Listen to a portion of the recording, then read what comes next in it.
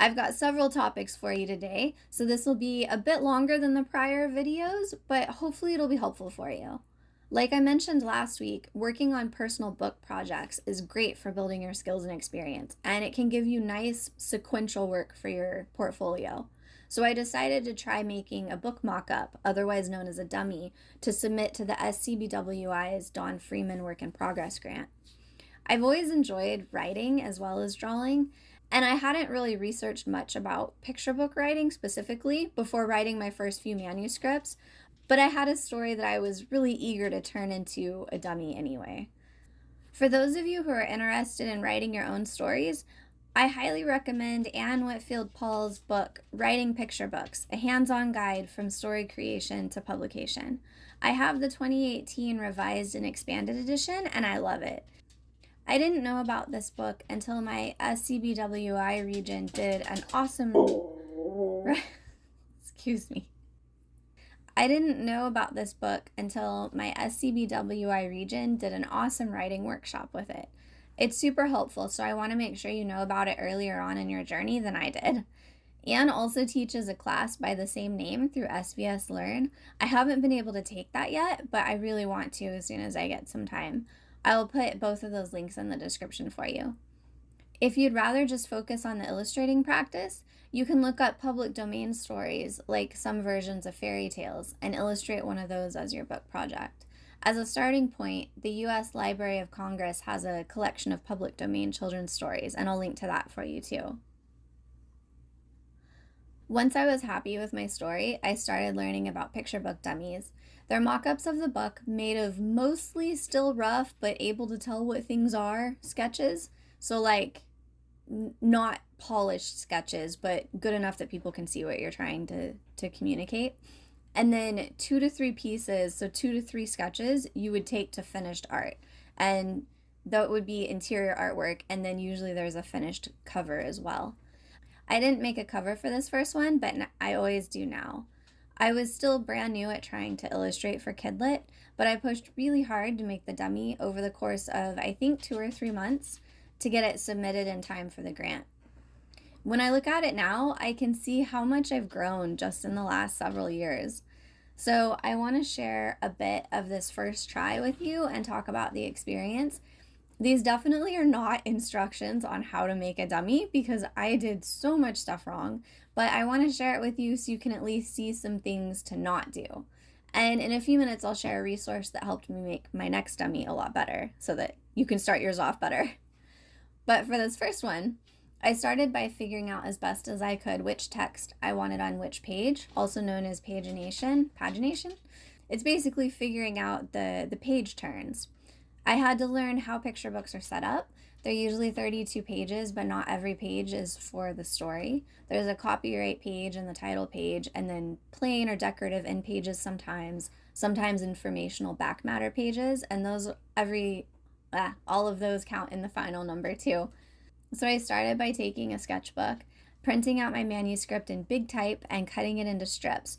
And I put these on the pages, kind of pretending that they were the book's story pages. Once I had my text where I wanted it, I started my sketches.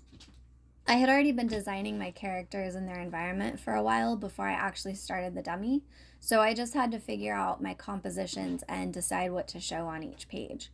First, I tried my rough sketching layouts in the pagination sketchbook, but I gave up on this method pretty fast because I couldn't see a spread at a time, only single pages, so it's not very helpful. So then I tried regular printer paper folded in half. That way I could open it like a book and see the pages properly as spreads. This had worked okay for figuring out what text I wanted on each page, but somehow in my research, my very little amount of research, I skipped over that a dummy needs to be proportionately the same dimensions the finished book would be. It's okay to be smaller than the real thing, but it still has to be proportional in size and in format, like whether it's square or portrait, landscape, or whatever. With mine being half a sheet of copy paper, it meant that the layout of my illustrations wouldn't be right for the 8 by 10 inch book that I had envisioned. So the compositions were all off. I ended up making my whole dummy the wrong size for how I wanted them to actually look. But I didn't know that. So I scanned those rough sketches, darkened them with the computer, printed them out, and transferred the sketches to new flat sheets of copy paper set up like book spreads. I made sure to clean up those sketches so that they could be the final sketch pages of the dummy. So if that makes sense. Like those were cleaner sketches than the first batch. I picked 2 pages that were fairly different from each other to take to final art. I chose a long shot outdoor scene that focused on the landscape and a close-up indoor scene centering on the characters. Like I mentioned earlier, I didn't make a finished cover for this first one, but I do now for any current dummies. The finished watercolor pieces I scanned, edited, and put in the dummy in place of the sketches for those pages. So like they kind of just substituted in there. Everything else stayed a sketch. I then scanned everything as spreads and added the text to all the images in Photoshop. Then I put all those images together in a PDF, and that was what I submitted for the grant. Again, this isn't a primer on how to make a dummy since I did so much wrong, but hopefully my mistakes are at least helpful to learn from. I'll talk in later parts about a couple of my more recent dummies and the intensive course that helped me really improve my dummy making, like drastically. But for this first dummy making point in the journey, though, I'll share the blog post that helped me learn how to do a better job with my next one. And that was Picture Book Dummy Part 1, Making the Dummy Book by Shawna J.C. Tenney. I'll put the description in the link for you. Definitely go check it out. As far as a personal project goes, this was really good practice. It took more time and studying for me to see some of the mistakes that I had made, but then I knew more specifically what areas I needed to focus on and strengthen. I was able to put that stuff into practice for my next project, which was a personal picture book that I brought all the way to a printed book. I'll share about that in a few minutes, but first I want to share about participating in my first SCBWI conference because it happened before making that finished book. I don't have a lot to say about this one, just that it was definitely a good thing for me to do because I learned more about the industry by listening to the speakers, and that included authors, illustrators, editors, art directors, and agents, among others. There's a lot of industry knowledge that gets shared in conference presentations. I skipped the live ones and watched their replays instead because then I could pause and rewind them and take a lot of notes. I did try to go to the live workshops though because they're more interactive and I felt like I'd miss out only catching replays from those. Also, sometimes speakers who are editors, art directors, or agents will say that you can submit directly to them if you've attended a conference they spoke at. And it's nice to be able to personalize your submission letters by writing about their presentations that you enjoyed. I like having that personal connection. The SCBWI conferences often have the option for illustrators to submit their portfolios to the showcase for a fee. It helps get more eyes on it. I think I actually might have not done this the first year. My memory is so sketchy sometimes, but whenever I did actually do it, I accidentally submitted 2 of the same images, and we were only allowed 3 total, so it looked really bad. Thankfully, the person who was helping with the tech issues was very kindly able to help me fix it over email. I just want to throw that out there in case you run into a similar issue.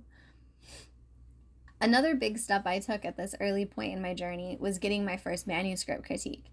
If you're focused on just illustrating, this should still be relevant for you because the experience is similar with illustration critiques. So, I did not have a critique group at this time. I knew they were recommended, but like many new writers and illustrators, I was worried someone would steal my story or illustration ideas, and so I was afraid to share them. Now I have 2 critique groups of illustrators and writer illustrators, and we freely share our stories and art with each other to see and give feedback on. They really help me improve my work. But at this early point in my journey, I was too freaked out. And I didn't know any fellow picture book creators yet anyway, so even if I had felt comfortable sharing my work, there wasn't anybody I knew to share it with. I'll talk in later parts about finding a crit group, but for now, I'll put my imposter syndrome video in the description in case it'd be helpful for you. In it, I share about how I started finding my kidlit community and both of my crit groups. But at the time, because I didn't have a group, I decided to pay for a professional critique. I won't share which manuscript it was or where I got it critiqued, but I want to share my general experience and why I don't advise doing this without having your stories or art workshopped with critique partners first. Critiquing, especially if it's the very first time your work has ever been critiqued by anyone, can hurt.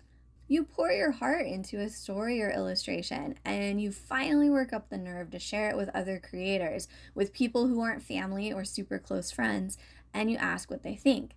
And they're going to see a lot that needs to change, a lot that needs to be fixed, because the whole goal is to help you improve your work. And each one of these suggestions, even though it's usually well-meaning and good advice, and even when it's delivered kindly, it can still be kind of gut-wrenching. And sometimes people mention things that might just be their preferences. It takes a while to build up a thicker skin, especially if you're more sensitive to begin with. In a critique group, usually you talk regularly, in person or over video, or at least in writing over a long period of time. You get to know each other and how each other thinks.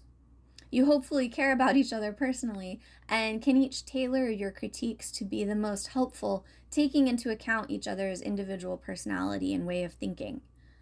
But if you're getting a written, one-time paid professional critique in an online setting like I was, you're having your work critiqued by someone who doesn't know you at all. Not that this is bad, but it's just something to think about if you're new to having your work critiqued, because each person giving feedback has a different style of delivering it, and some can be quite blunt. So if you're not used to receiving critique already, the experience can be very discouraging. So here's how that happened for me. I submitted a story that did need work, a lot of work. And I think the critiquer was trying to help. But to my ears, the very blunt feedback felt like my story was just being torn to shreds. Like they hated it and wanted me to just scrap the whole thing. I cried a lot and then decided that if my story that I had loved so much was really such garbage, then I just shouldn't try to write anymore. And I didn't, for months. Eventually, the pull of my inner stories was too strong and I started writing again, thankfully. But this is why I recommend starting off by becoming part of a critique group who meets regularly and workshopping your stories or art together before getting any pro critiques. That way you'll be used to receiving feedback and you'll know what's helpful and what's not, like what to take and what to leave. And hopefully you'll have grown a bit thicker skin and won't spend a week crying and months swearing off creating or just swearing in general. And your work will be in better shape for the pro critique, so you'll get more out of it and won't waste your money. The critiquer can focus on helping you tighten up and polish your story instead of having to fix massive problems with it. Joining in your region's SCBWI events and workshops and getting to know other creators personally is the best way I know of to find critique partners. This was how I became part of one of my groups. Taking kidlit courses or classes might work out well for you too, as you might find other creators who want to form a group together. This was how I became part of my other group. I believe some courses have critique groups as a component of the program, but I haven't tried any of those myself. There's one last thing I want to share with you today. It's about what I learned from making my first finished printed picture book as a personal project. Bringing an entire book from idea through to finished book in my hands for the first time ever taught me so much more than making even my dummy had. My discouragement about trying to write for publishing was still pretty strong at this point, but I had a nice afternoon exchanging memories with my dad, and I had a story idea come into my mind. So I made this book just for my family based on my childhood and inspired by our shared stories. I was determined to turn it into a full picture book, and so I practiced and learned as I went. I learned how hard it is to keep the characters looking consistent over so many pages with different poses and from different angles. Luckily, I was using old photos from my childhood for reference, so this was easier than it would have been with characters that I designed from scratch. Character consistency can be one of the toughest book illustration skills to get a handle of, so it's something I make sure I keep practicing. I also learned through doing it the wrong way that I needed to draw and paint the art on spreads instead of on single pages. When you open a book and the pages are gathered inward towards the book's center line, that's the gutter. It's a pretty basic thing, but I probably hadn't researched enough yet at the time. This is like a recurring theme, right? So I was working on single pages, even for illustrations that went across two of them, across the whole spread. I tried to measure across my watercolor tape to where the illustration halves should line up on my separate boards and papers, which was stupidly confusing to do, especially because I'm garbage at measuring and numbers. And it turned out, so it didn't turn out great. And I didn't account for the part of the illustration that gets sucked into the gutter. This is what happens when you design important parts of an illustration, like a character's body, across the gutter. It's also not great. Once I started painting, I learned it took a lot more room than I anticipated to paint all the pages for a book than it did to make a painting or two at a time, like I had been doing for my portfolio or even the dummy. Because I mixed my own watercolors, in order to have them stay the same colors throughout the book, I had to paint each color on every page it appeared on at the same time, or like in the same grouping. So all pages that had to have yellow had to have their yellow painted first. Then I could paint light green on every page, so on. And so with painting on several boards at once, my normal little work table was not even nearly, like nowhere near big enough. So I had to shove everything in my room over to the walls and put up plastic folding tables, like picnic tables, to work on. This also taught me, again, the hard way, how much room all those boards take up when there's 36 of them all spread out in different stages of painting and drying and waiting and getting slowly covered in cat hair. They covered every possible flat surface, the boards, not the cats, most of the time. I later got, sorry, that was so torquey. I later got an air drying rack like you'd find in a kindergarten classroom. You can see it here protecting some charcoal picture book art from the cats. The rack was just barely strong enough to hold my single page boards in one place while still getting airflow and not touching each other, and I could access them easily. It was before I put the cardboard all around it. For a later project, once I started creating illustrations as spreads, I had to get bigger boards, and so I ran into the same drying problem again. That time I got a big slab of hard foam like these and cut strips out of it. And then I stacked the boards with the strips in between each one. Like this, except that the stack was 18 or so boards high. I still do it this way, and it does technically work, but it's kind of a pain because every time I need a spread, it somehow always magically manages to be the one on the bottom of the stack, and so I have to unstack everything above it and then restack it all back up again. If you have a better idea for this part of the workflow when working in watercolor, please share with us in the comments. I know I would appreciate it. While making this first finished book, I also learned, again, the hard way, that because it's a hardcover, the cover illustration needed a bigger paper than the regular pages did, because it had to wrap around the cover. I did use a bigger paper, but it wasn't big enough.